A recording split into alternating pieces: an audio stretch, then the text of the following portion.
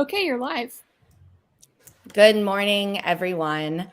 I am Steph, behind the chair's editorial director, and I am so excited. We have two incredible guests here today with us to talk about the holiday rush and how to survive the busy season behind the chair. First up, I have Gina Bianca, aka I am Gina Bianca on Instagram. She is RUSK Global Director of Hair Color, owner of the Network Salon in Connecticut, owner of the Network Yoga, and an educator on basically everything from corrective color to those hard truths, that real business advice for stylists and everything in between.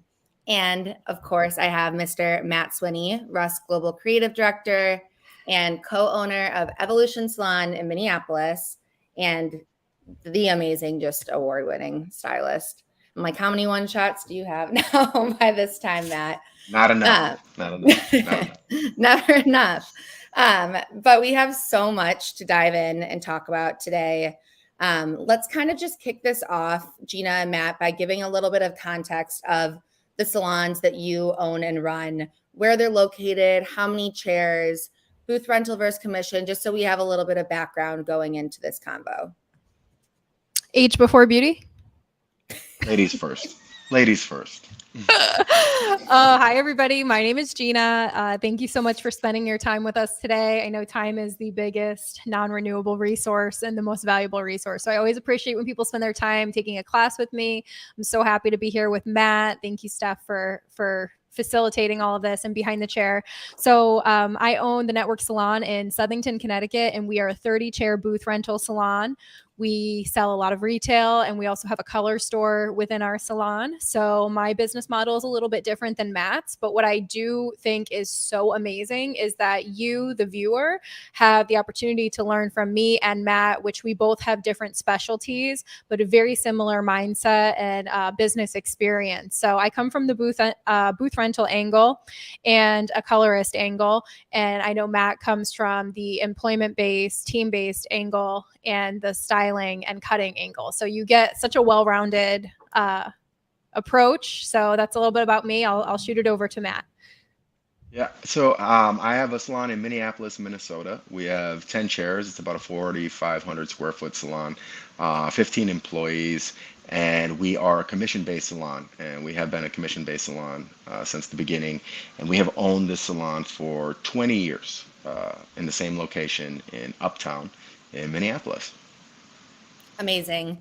We're so happy to have both of you. And just like Gina said, it's great. We have booth rental, we have commission model, a little bit of everything. So before we really dive into this, we want everyone to know we are here to help you and give you advice. And most importantly, answer the biggest questions that you have about your business and the holiday season. So please feel encouraged to drop all your questions down in the comment box.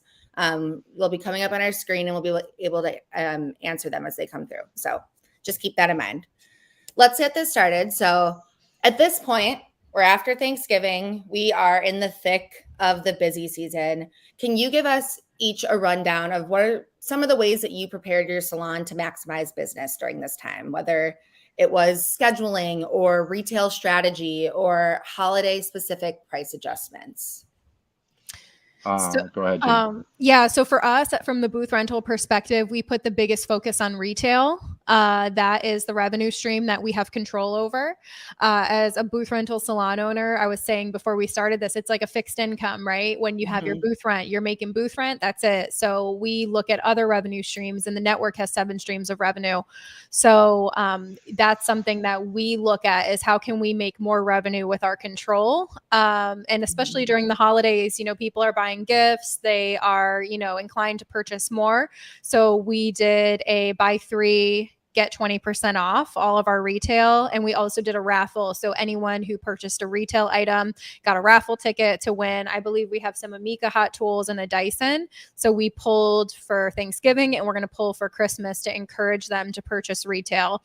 All of our artists receive commission on their retail, and we worked really hard to communicate with the artists what's going on, because communication is everything. You could spend a lot of time on a marketing strategy, but if nobody knows what's going on, that was a really big thing for us from the booth rental perspective, to look at those revenue streams and say, okay, hey, where's our opportunity here? And that's basically where we spent the most of our time. And then, of course, staffing. We made sure that we were overstaffed to make sure we accommodate any potential times, evenings and weekends, especially where it could be busier. So we were overstaffed, had retail promotions going on, and we over ordered to make sure we had everything in stock. And we also Amazon price match, which I don't know many salons that do this, and it's very difficult to Amazon price match. So we Amazon price match and we run sales. So we try to make it crazy not to buy retail from us and support our artists and our small business. So I love that point about the Amazon price match. And I think oftentimes stylists sometimes feel a little bit uncomfortable selling retail without it sounding like a sales pitch. So how would you suggest that the stylist in your own salon or anyone out there that they organically communicate this Amazon price match and retail strategy across the board for the holidays? So one of the things is we ask our artists, like I'm very close with all of our artists and what they need. And I talk to hairstylists all day, every day. And one of the biggest challenges I hear and the biggest pet peeves and resentments that hairstylists have is when the client takes a picture of what they're using.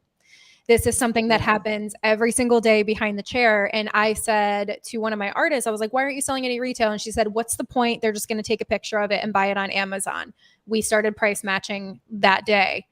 I was like, from this point going forward, if anyone whips out their phone, tell them there's no need to purchase on Amazon. We Amazon price match, and it supports our small business. So I think having the confidence to put that dialogue and then just educating them, I'm sure Matt can interject a lot of retail tips as well, but it's having that confidence, leading with education, having it in stock, having the best price. Those are some really important things. And I know there's a lot of people who say that retail is out and to do affiliate, but people don't share those links. It's a missed opportunity. You have the client in the chair. You might as well do your job to the best of your ability and give them a retail and, of course, a pre-book recommendation, which are the two things I think are doing your job. Check, check. They know when they come back, they know how to maintain their look. I think that's the icing on the cake. Yeah, I would totally agree. And like when we're getting ready for the busy holiday season, and from a commission-based side of things, we do a lot of the same tools and use a lot of the same tools that Gina is doing, in her rental base. That just shows that these two avenues of business are not far apart. Like it's not like this, apples to oranges kind of thing. It might be like a Fuji apple to a Honeycrisp apple, like they're not that different. So we are making sure that we're fully stocked with goods because we also offer retail incentives and do some retail gift set type situation things for the holidays, which is extremely important. And then to leading up to the holiday season, we're very, very, very, how about the right word would be, we encourage our staff to pre-book their clients for the holiday season, right? So we get those pre-bookings down, people get the times that they want to get, and we're not asking our staff to extend their hours during the holiday season. We're not asking people to push themselves to the edge like maybe we have done in the past, because like Gina and myself were talking today, the whole landscape of holidays and clients coming into the salon seems to be changing, and will be changing for the near future. It just doesn't seem like we need to do that extra grind through the holiday season because people are adjusting their booking times and adjusting when they're coming into the salon to get their hair done. People will come in the middle of the afternoon and take the afternoon off for their 4-hour blonding service or whatever the case may be. And we're also doing a lot of, for us in the salon, being that, we are using RUSK religiously in the salon, is that 2-minute mask is just such a huge boost for the holiday season. We're just seeing like really awesome results from that, and the clients are walking out of the salon with this just like really fresh, beautiful hair, and it's just a nice little added treat to offer your clients as they walk through the door, because it is the little things, the little attentions to detail, and I know that Gina will agree with this, the little attentions to detail that separate you from the rest of the pack around you. Totally. Yeah. So just to backtrack, because you made a couple of really great points in there that I'd love for you both to elaborate on, kind of speaking to the landscape and how it's shifted, and also your pre-booking strategy to kind of prevent that burnout from scheduling. What are your tips for that? And how are you seeing this landscape shifting, whether it's consumer or just the way that stylists are getting smarter about booking out their clients during the busy season? Well, I'm a huge pre-book person. I pre-book during the consultation. I think that that's the best strategy, not waiting until the end or pushing it off on the front desk staff. Pre-booking during the consultation, it's like you would never cut or color someone's hair without putting a cape on them. Why would you do somebody's hair without guaranteeing they have the time and date that they prefer? So I look at it as more of like a concierge, like, okay, before we get started, let me make sure that you get the day and time that you want, because I know that you love Mondays at 5. Let me make sure you get that Monday at 5. And it's more of a conversational, this is how my appointment goes. And I think like when you have a new guest, that's a new opportunity to show how you do business. It's harder to transition with existing guests, because it's like if you're hanging out with all your friends and then you show up and you're acting a little bit different, people are gonna be like, what's going on with you? You almost have to tell them like, I've made some changes to my business. This is how it goes now. And you have to stick with it. So I recommend pre-booking during the consult. I think that that's like a number one tip. It works very, very well. If you don't get the pre-book before they get to the front desk, the guest care staff needs to be the last resort to get that pre-book. And then if you didn't get the pre-book, I would recommend reaching out to them within a few days to double check and make sure they have the appointment. Otherwise, they're going to have to get your online booking link and book online and pick from the scraps. Right. That's a great point. And it's like, it goes to selling retail is the same thing. You asked that question earlier, like, how do you make retail sales not sound salesy? Yeah. So we're educating you on the benefit of pre-booking. You're getting the time you want. We're making sure that you're taken care of. And it's the same thing with retail. We're educating you on the benefit of this product. It's not a sales pitch at that point. You are trying to help assist your client achieve the best possible experience with you that they can have. And ultimately, that's the goal, and that's what drives people coming back to you. The level of service that you're offering for that time allotted in your chair. Yeah, totally. And just even asking them, like, when are we hanging out again? Yeah. It's like when you're with a friend, and it is the relationship business. Matt and I talked about this on stage at the BTC show quite a bit. We're in the relationship business, and you don't need a billion friends. How many friends, how many clients do you really need to be successful? And really thinking about those relationships. And they don't have to be like this weird relationship where you have to discount them or treat them differently, but they're your client book.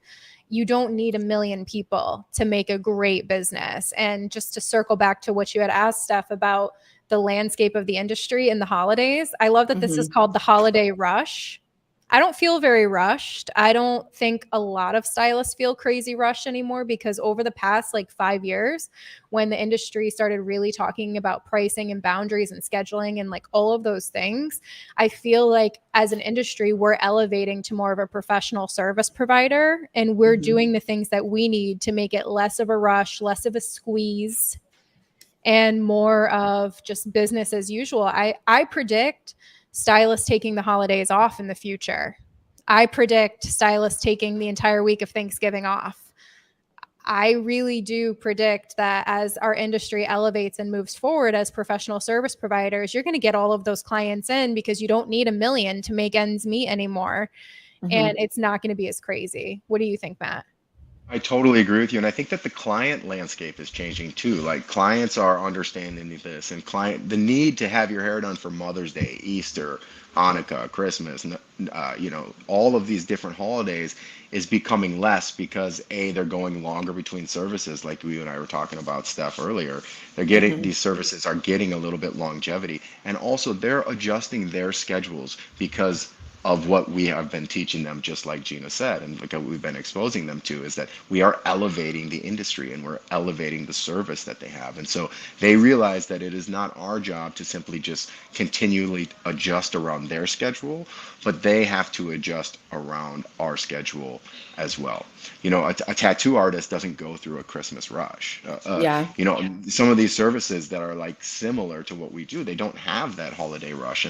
And I think that it's important for us to understand as stylists that you don't want to crush yourself for the holidays and then just be, a pile afterwards, right? Like, business as usual. And if you work on your pre-booking, like Gina was talking about earlier, if you work on pre-booking, that will be set, and that will also take care of January as well.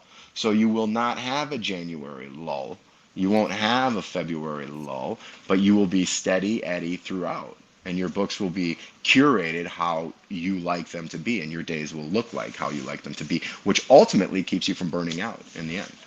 Yeah. I totally agree. And like, we think of the holiday rush and the holiday as a time of making the most money. What if year round you're making, like you said, you're steady at it, you're making that money and you're not relying on one busy quarter to carry you through? Mm-hmm. There was And a I good think question that came up on the screen. Did you see that? yeah, I just saw Yeah. two and they were both great.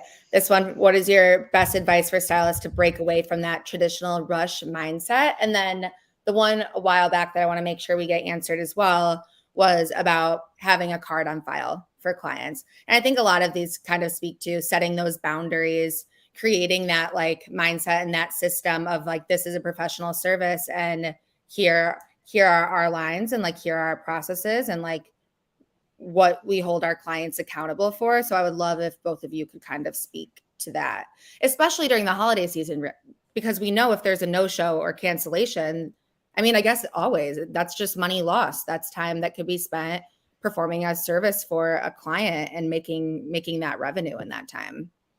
Let's start with the holiday rush question and then go to the card question. Yeah. Yeah. Hit it, Gina. I know you got a good Um, answer. what was your advice for stylists to break away from the traditional holiday rush mindset? And I think it just goes for less of a scarcity mindset and more of an abundance mindset. I feel like the industry in general is moving in that direction. Social media doesn't help because it always feels like people are doing more than you. But I think just setting the boundaries with that and like limit yourself to what you're taking in and what you're judging yourself on, and creating a schedule that works for you. You know, if you're really good in the morning, do your complicated services that require you to be your best in the morning. If you're really good in the evening, you know, if you have a hard time waking up, like, it doesn't mean you have to be in at 9 a.m. every day. Creating a schedule. And I think salon owners really need to be flexible with their hairstylists, especially if they're in demand. Like, if my stylist is 85-90% booked and I'm an employment-based salon owner, I'm going to say, here's 40 hours, put them wherever you want, just fill them. Right. So giving that flexibility. So I think, like, when you have the freedom of knowing that you like your schedule, like when you like your schedule and your schedule works for you, like, I'm a night owl. When I have to come in really early, I do much better in the afternoon, you know? So looking at your schedule, having a schedule that really works for you. Having time standards and pricing that works really well for you, like being priced correctly, not feeling like you have to squeeze someone in to pay your bills. That's a huge thing. So it's a lot of fundamentals that have to be checked off to get to this. And it doesn't take years and years of work. It could really take an afternoon and then a couple of, policy changes. So I think that it really depends how to break from that mindset. I think it takes a little bit of time, but not as much time. And it's not a huge mountain to climb. It's really deciding what you want, setting the standards of what you want to do. I could do a whole live on this, so I don't want to keep talking, but go ahead, Matt. What do you think? Well, I'm going to say that it's ultimately a choice. Like, if you're looking for us to the answer on how to get yourself out of that mindset, we can't do that for you. Like, it simply comes down to you making the choice that I am no longer going to do this, and I'm going to book my days properly, and I'm going to stick to the hours that I have, and I'm not going to put people in. Like, every day you have a choice, and the choice only belongs to you. It doesn't belong to anybody else. And it's pretty much is truly that simple.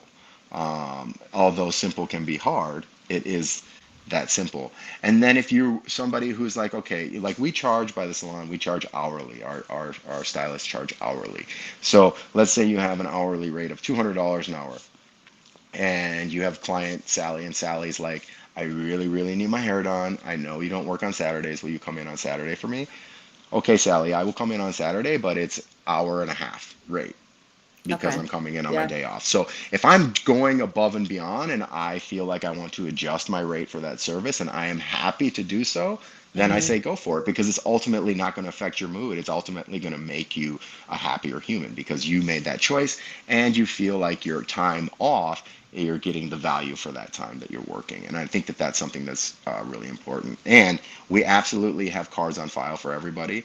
And if you don't show up for your appointment, our cancellation policy is such that if you miss your appointment, you are going to be charged for the appointment that you missed. Now, if it's in quote unquote, emergency, and like maybe a child needed to be picked up from school because they were sick, or you got in a car accident, you get charged, but that charge goes to your next appointment. Okay. So we will work with people on that. But if you just straight no show somebody, you're going to get charged for your appointment. And I think that that's only fair. Even restaurants are doing that at this point, right? Like the landscape of that whole world has changed, and I think is primarily accepted. And if it's not accepted by the client, then that is just not a client. Like Gina says, you have to build relationship with your boundaries, because that is a healthy relationship, and that is a boundary that you have to have met within your relationship. Totally. I love that, Matt. I totally agree with you. I would like to talk about no-shows, because Yes. my perspective on no-shows is that they shouldn't happen. How does a no-show really happen? Who's most likely to no-show? The person most likely to no-show is a new client. New client booked with no credit card on file. And you're sitting in the salon, you're waiting for them to come, 15 minutes goes by, 30 minutes goes by, and you're in the break room, mad, I'm getting no-showed. I hear it all the time. I'm getting no-showed. I'm like, okay, well, did you call them? No. It's like, what is your confirmation system? If I have 3 hours blocked out for somebody and there's no check mark and I haven't heard from them and they're not responding, that appointment is canceled. Like, if you can't respond to me and let me know that you're coming via my automated system, and if I'm nice enough to call you and confirm, or text you and confirm, and you can't reach out to me and it's within 24 hours, that appointment is getting canceled and I'm putting somebody else there or making different plans. It's like if you're going to go hang out with someone after work and you haven't heard from them and you're about to leave and go meet them, like, you're not just going to go there without confirmation, right? So I think that we as artists need to be more protective of our books. I do agree with everyone having a card on file. I do agree with a cancellation policy and a no-show policy or a last-minute policy, but I would do everything you can to not let the no-show happen. Instead of letting it happen to you and making a portion of it, I would recommend being proactive. And if you're looking at your confirmation system, and if you did have a no-show or a last-minute cancellation for Monday at 5, I keep saying Monday at 5, it's my time slot, I guess. But if you have someone cancel Monday at 5, call whoever's next Monday at 5 and move them up. And then it gives you another week to fill the next Monday at 5. So that's the strategy I would use to fill the last-minute openings. But I would say do your best to not let your books happen to you. Control your books. And if somebody is not checked off, like a lot of us use the automated where they can click C to confirm. If they didn't confirm, reach out to them. And if you don't hear from them, let them know your appointment has been canceled. You don't have to wait around to get no-showed. There's no reason that should be on your books if it's not guaranteed. I totally agree to that Jenga of moving the client up a week, because there's so many of those clients that if you are actually pre-booking your clients, end up maybe 1, 2, 3 weeks past when they actually really want to be there. And you know that because you've had these conversations with them. If you're doing it properly, you can move them up to the week that they desire. And like Gina said, it gives you that more time to fill that spot on the back end. And it just really is a genius way to kind of Jenga out your schedule to maximize the value of your day. Yeah, I think that's excellent advice and really speaks to the stylist that is not just sitting in the break room like, oh no, my client didn't show up, and is proactively filling that cancellation and making back that revenue and investing in that other relationship. Yeah. And Gina said something earlier I forgot to touch on that I really wanted to.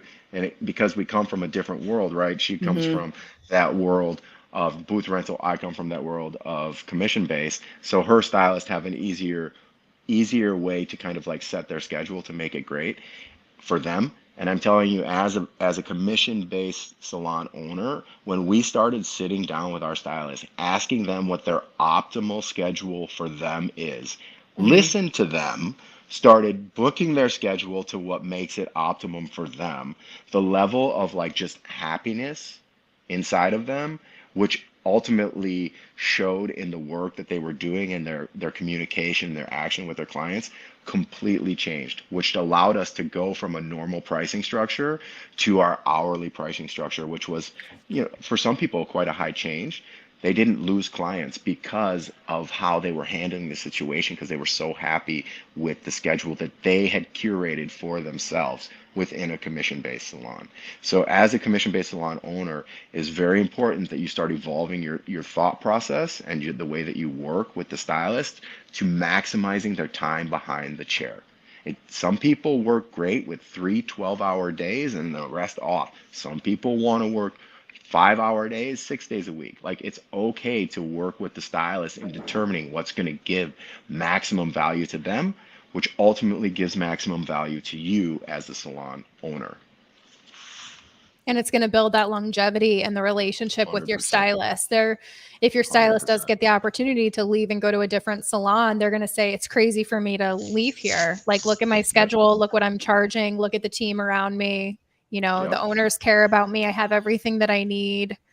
You have to think of what can I do to make it crazy for them to leave. And Yep. I think that moving forward, the scheduling is front and center for people. Huge, huge, huge, huge. Do either of you want to share anything else about scheduling? Otherwise, I want to touch on another subject, but I want to make sure that you guys are able to give any advice that you want to on scheduling. I feel like that was like so much and so impactful and amazing. I think we can move on. Yeah. We've talked about Next. retail. We've talked about scheduling. I'm like, we're going to do it all on this call. Next up, I want to talk about add-ons and what add-ons really matter, what add-ons are really impactful, whether it's a holiday season or just any busy scheduling. What are those shorter services or time savers that can help you boost your ticket without adding a big chunk of time onto your overall appointment? I have 2 ideas for that. Like, from a colorist perspective, I think that really trying to shorten the length of your services to make them a little bit more express is going to work much better for your clients. So I use RUSK 10-minute color. I love how Matt said we use RUSK religiously. I love the RUSK 10-minute color.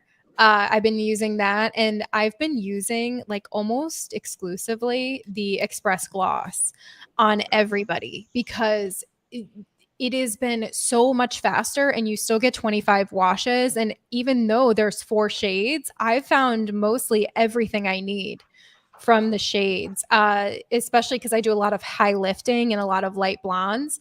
So there's just a lot you could do with those. Of course, I use the deep shine gloss as well, but the quicker glosses have been a lifesaver. The 2-minute mask has been a lifesaver because you can get so much more done in a shorter period of time, and you can build those tickets. Another thing I would love to recommend is I owned an employee-based salon for 5 years. And one of the biggest ways we made money was with an add-on service. It's called Seasonal Favorites. And I got this idea from Capitol Grill. It's a steakhouse. Cool. And they brought these menus over, and you could have 9 pours of wine for $35. It was 9 like heavy tastes of 9 different seasonal wines, $35. And I remember sitting there and I looked around at the restaurant at how big the restaurant was and how many people were there. And I was like, they just increased the service ticket from every single one of these tables, $70 with that menu. So we created a menu that was seasonal favorites. It included curls, express treatment, and then a take home of something. So, you could give them a 2-minute mask. You can open the 2-minute mask, use it on them. They get to take it home with them and give them curls and figure out the pricing on that for X amount of dollars and add that on to every single guest and increase your service ticket. If you do the math, you can increase your service ticket by thousands of dollars over extended periods of time. So I highly recommend having some kind of strategy for add-ons, but you can never go wrong with the 2-minute mask. So then do you always have seasonal favorites year round and just kind of shift per season, or is it specifically for the holiday? With my employee-based salon, we did. We had beautiful really service cool. menus. Yeah. We had seasonal favorites, and it changed every season. And we had seasonal coffee. This was circa 2014 to 2000. 19. So we were doing it then. As a booth rental salon owner, I don't have to do that much work now, but I'm sure salon owners, like just thinking about ways to set your stylist up to win, to close the sale of an add-on. All of the stuff that we use is amazing, and our guests just need a reason to get it. Yeah, I love that because it makes the conversation from add-on to retail so much more organic and seamless. Yeah, because you're giving the benefits, right? It's all about just what are the benefits. It's the same when we're doing any kind of styling, event style or whatever during the holiday seasons, because you get a lot of them. If we offer the 2-minute mask plus an express gloss, we're raising the time on the ticket by maybe 6 minutes, max 7 minutes. So ultimately, it doesn't take that much time to achieve maximum value of your ticket and maximum value of the service for the client. And I think that that's really important, because most of the time when you get somebody coming in the salon who's got blonde hair, something along those lines, they're going to say, yeah, a fresh tone would be great to walk into this party tonight, right? Some fresh glaze, have them feeling their best. It's kind of like, it just simply goes back to what Gina's speaking about earlier and I was speaking about earlier. It's that kind of service that we're giving now as stylists, elevating the industry, elevating the time you have with your client behind the chair. And see, I took notes for your seasonal favorites. I'll send you my menu, Matt. I took that one. I'm going to do that. That was a great idea. I saw you starting to write something down after there was like a light bulb that went off. Yeah, I'm not forgetting that at all. I got to send you my old school menus. They were so good. Let's go. Big fat laminated menus that we had. Yeah, that's great. Me just wanting to be Capital Grill. Yeah, exactly. An amazing reference, Gina. And before we look ahead at 2023, which I seriously cannot believe is about a month away already. I'm like, where did this year go? What is your best advice to stylists who are struggling to book clients right now during the holiday rush? Any advice for them to get those last minute bookings? We have that final 3-week stretch where they could still make something out of it. You want me to start, Gina? Yeah. Okay. Number one, like Gina and I were speaking about this earlier, is that if your books are sparse, and she talked about it earlier with the cancellations and things, move some of those clients up. Tighten up the beginning week, tighten up the second week, and give yourself time to book the last part of the week, right? Or the last couple weeks. And so I think condensing that schedule forward and opening up space on the back end is really going to help you then take the time it needs to get new bodies or reach some of your clients that you maybe haven't seen and get them in the chair as well prior to the holiday service. But also, if you're not as booked as you have been over the previous years, like, I don't know if it's a big sweat, because I really do believe that landscape of people coming in ultimately is currently in the thick of changing. And so probably more noticeable this year, than last year. And I think that domino is just going to keep on falling. Totally. And if you're a little bit slower right now, I would use the opportunity to look at your marketing and create a strategy for the new year. So a couple of different things. And I'm going to go back to, my employee-based salon. I'm going to go back to that because as a style, it's almost like you're one big stylist and you're promoting all of these other stylists. So the marketing strategy is huge when you're trying to fill the books of 20 people, right? So with booth rental, I don't really have to fill their books. They're filling their own books and it's not my responsibility. But I think for the person listening on this, if you are a little bit slower and you need some strategies, something that we did that worked really well for us is we gave a little postcard. We made them on Vistaprint, and some people may not like this idea of discounting, but for my new stylists who are 50% booked, I did 100 off of 300. And it was valid January to February only. They could get a big discount on their New Year transformation. And the $300, it was hard to build a $300 ticket back then. We weren't charging that much. So we were adding on treatments, curls, all different things like little add-on services that they could, get a discount on it, but it guaranteed their books would be full, where the services were less profitable. But the biggest waste of money in a salon is product waste and payroll. Like when there's a high payroll and our artist is not booked, if the artist is 50% booked, that is a 40% loss. So making sure those hours are booked, so guaranteeing those future appointments with pre-book, and giving the guests something to look forward to. I think that that's really, really good. But if you have a last minute opening now, I say post it. I think that, the people who can't get in with their stylist who waited to the last minute, you will have the opportunity to pick up some stragglers and show them why you're an amazing stylist and pre-book them, right? So I think like instead of posting once, remembering that in this day and age, it takes 15 to 16 to 20 times for someone to see something for them to register. If you're watching Yellowstone, how many commercials do you see of the same thing over and over and over? You see the same commercial 6 times through the show. Once isn't enough. So I think posting on your stories a lineup of your openings and then crossing them out every time they fill to show the demand. I think that those strategies do work to pick up stragglers, but really thinking of the overall marketing strategy, what you're doing seasonally and what you're doing daily to get people excited about their next, booked for their next, and continuously building that clientele. And it might not always be the color and cut that you pull from those posts, but if you're posting, styles that, quick styles that you can do for a holiday event, it can be very helpful, because if you get that client in who maybe can't see their normal stylist for a style to go to a party, you get them in, you're giving them the style, you start talking to them about their hair, that client actually might become your client for the cut and the color portion as well of their service. So I think posting styles never hurts during this type of year to help build your book. Yeah, that is a really good point, Matt, because people need that. And a lot of hairstylists who do cuts and colors don't have the time to squeeze those in. So it's a really good opportunity. I think that's a really good advice. Yeah, I think that's great too. And I think it also speaks to the huge influx of blowout requests that we've seen in the last year that we hadn't seen prior. People want rollers in their hair. They want that bouncy face framing blowout and they're willing to pay for it. So maybe you can't book that cut or color, but you get them in for that introductory service and get talking to them and start building that relationship with them. And something I want to get back to 2023, but something that the three of us spoke about before this call started that I think is really an important touch point is the idea of the business. We're in the business of relationship building. And I'd love for you to just speak to that really quickly, because I thought that was so important and powerful.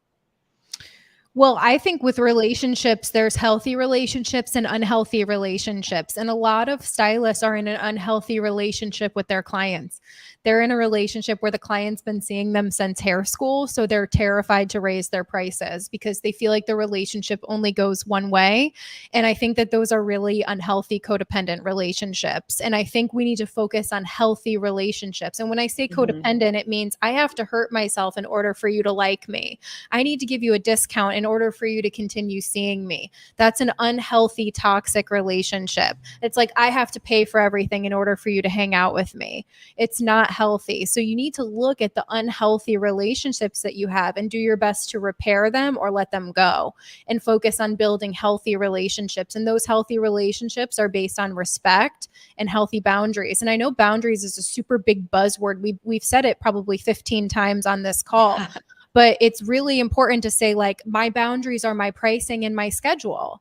My schedule is Monday through Friday from 9 to 5. When you ask me to do your hair at 6 p.m. and I'm not going to get home until midnight, I can't do that. The answer is no. And if you're going to leave me over that, you were never meant to be on my books anyway. If you want to go outside of your boundaries for a price, that's different, like Matt was saying. But I think really focusing on healthy relationships with your clients, and it all starts with having the right client. So some of us might need to go through a little detox. Some of us have to look at our shortcomings and say, okay, I continually do this for Jane, and I need to really look at this and I need to remedy this. And you have to kind of break you have to be courageous about it. Courage means you're scared and you do it anyway. So doing everything with courage and kindness and really putting yourself first, you're going to really start to feel better. And as you feel better, you're going to attract better people into your life. So it happens over time. But if you're in a whirlwind of, resentment with your clientele, it's really important to start looking at that and building healthy relationships. So I'll pass it to Matt for what he thinks as well. Yeah, and I think ultimately you have to build healthy relationship with yourself. I mean, at the end of the day, it comes down to the relationship that you have with yourself. And so I would recommend, taking that time and figuring out what it is, what your schedule you want. What kind of schedule do you want? How much money do you want to make? What does that look like? What do you need to do to achieve that? How do you need to adjust some of the things that you're doing to achieve that? Or how do you need to scale back from other things that are affecting the actual final outcome of what it is you truly want to achieve? Because it's not about what you want now, it's about what you want long term, right? And we get so focused on what we want now, but ultimately doing what we want now a lot of times doesn't benefit what it is we really want long term. And so I think separating those two and having that healthy relationship with yourself and some hard mirror conversations with yourself will set you up for, a better place for the following years to come within the industry that you've chosen to work in. Yeah, and it takes two to make a healthy relationship. So what Matt said is literally perfect. It's not always your clients that are the problem. It's true. You have to be a good part of that relationship, and people need to know how to communicate with you, what your boundaries are, what your schedule is. If people don't know, they're just going to go past it. Yeah, absolutely. And I honestly think that really speaks to the last question that I want to ask both of you. Before I jump into that, everyone that's watching live, this is your time. We have a few minutes until we wrap. Please ask any questions that you have for Gina or Matt. They want to answer them for you. But my last question I want to leave you both with is, how can stylists revamp their books to focus on the services they really want to excel in? And I do think both of you have touched on that just throughout this conversation. But if there are any key pieces of advice that you'd like to share, just preparing for 2023, looking ahead. Yeah, Matt, I'll let you start with this one because we loved this question. Yeah, this is a great question. And Steph, I've been doing this probably since, I don't know, maybe, well, you were born, but you might have been in middle school, I think, when I started doing hair. So when I first started doing hair, everything was about highlights to the base. I want highlights to the base. To the skull. Yeah, I want them coming out of my skull. I want them coming out of the back of my eyeballs, right? And if they weren't doing that, they would be back the very next day for you to put more highlights in that went to the base, right? And so why I'm telling that story is that now that's not the trend of hair per se, right? You're looking at more root melts and all these different things that are happening that highlights are drugged down a little bit, more of a balayage look. My point is hair is cyclical. So if you focus in and you narrow in on just one part of our industry, what happens when the industry shifts? What happens when the demand for hair shifts? Are you going to niche yourself out of a job, right? Like if you're not 80 to 90% booked with that type of clientele, and Gina's going to touch on this later, then you need to continue working and mastering the craft, not a portion of the craft, so that when the time comes, when things evolve and trends evolve, you're going to pick up on that very next section, and you're going to be able to move kind of freely without any jumps in the road inside your income, inside your clientele, and things of that nature. Because we see a lot of things about people not wanting to do retouches and not wanting to do all these things anymore. But the reality is you will get older, as will your clientele. So they might not have great hair now, but they will. And so are you not going to take care of those people that have been loyal to you for so long? All of a sudden because you don't do great retouches? Like, I think this concept of just narrowing into one field, unless you do what Gina does because it covers the entire color gamut, then you are really backing yourself into a dangerous, dangerous corner. So that would be my advice, is make sure that you're well-rounded behind the chair so that when things change, you are able to pivot with the times. Totally. If you're going to specialize in something, specialize in correction, because you'll get better and better and better at everything. When I was in beauty school, I wanted to specialize in hair cutting. No way. I would turn colors away because I didn't want to do them. I wanted to be Krista Dupree and DJ Muldoon and all of these people who were coming to my school doing these cool, crazy haircuts. And that's what I thought hairstyling was. So that's what I wanted to specialize in. And if I had blocked myself off to that, I wouldn't be where I am today. So I think specializing is a wonderful thing when the demand is there, but I wouldn't close myself off completely if I had open time. So I think like the really important, like tough love thing is if you're not getting nonstop requests for whatever the service is you want to specialize in, then you're not entitled to only do that service. You can do that. Like you can say, I only do extensions, but I would only do that if the phone is ringing off the hook for extensions. I go like this when it's really like this, if the phone is ringing off the hook. You know what I mean? If you're getting tons of inquiries for extensions that you can't keep up, it's kind of crazy not to specialize in what you're most in demand for. But I'm telling you right now, it's not that common to have that. The average everyday hairstylist is not getting their phone blown up for one service. They have a big clientele that has a lot of different needs that need to be met. So I think that what we see online is sometimes, you know, a little bit misleading, and we may want this thing in the future, and that is amazing to have a goal, but I don't block yourself in and say no. Like when people say, I only want to do this, and they refuse to do others, like money's knocking and you're saying, I usually do something a little bit more animated, but I'll be more professional on this call. But money's knocking and you're saying, go away. You know what I mean? And I don't think that that's smart. I think that if the phone is ringing off the hook for your specialized service, that's one thing. If you're 80 to 90% booked, that's one thing. But if you're brand new in the industry and you're dead set on specializing, I would give yourself 10 years of doing it all and putting out there the services you love to do the most, because your content is your marketing. Put out those services that you want to do. And if you're good, the phone will start ringing for them. But it takes that time to really put it out there, what you're good at, and get people aware that you're do that. That's why like people call me from all over the US for a correction, because that's what I put out is correction. I don't put out a balayage. No one's calling me for a balayage. People will call me for a correction because I do long, crazy YouTube videos on correction. So that demand is there. That doesn't happen overnight. So don't box yourself in and don't feel entitled to have something like that. It's not going to work out for you. It's a unicorn, one in a million person that makes it look really easy and makes the rest of us feel like, what am I doing wrong? But it's really the grind and serving your customers to what they need. So I really think like to do the services you want to do, put out the content. And if you don't have the content, do models. Yeah, and know what you're consuming, right? Like Gina said it, like people show it on Instagram and they say this is what I do and this is all what I do.